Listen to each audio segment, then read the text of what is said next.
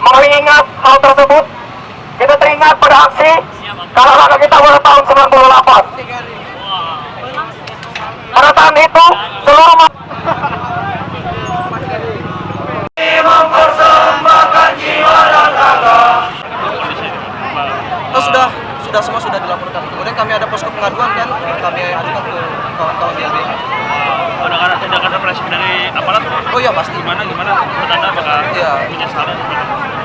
Ya kami sangat menyesali yang pertama seperti itu kan, karena kami seperti ini. Bapak-bapak polisi mengatakan bahwa mereka punya anak sama bini di rumah, sehingga ketika mereka bertugas mereka harus salaman dulu sama anak sama bini mereka. Nah sekarang pertanyaannya kita balik. Kami mahasiswa ada ibu dan ayah yang menunggu kami di rumah, yang kemudian pamitan untuk menyampaikan aspirasi kami. Kemudian ketika pulang ke rumah kami sudah meninggal.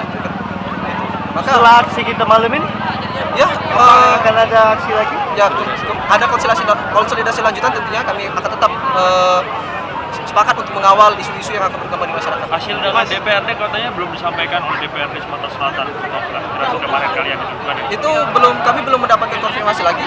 Insya Allah dalam 1 atau 2 hari ke depan kami akan mendatangi DPRD provinsi. RU sudah ditolak.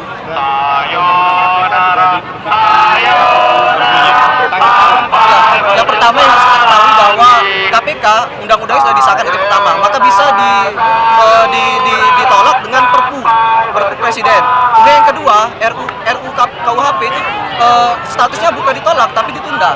Kan dalam bahasa politis kan ditunda itu kan sebenarnya yang ditolak atau diterima seperti itu.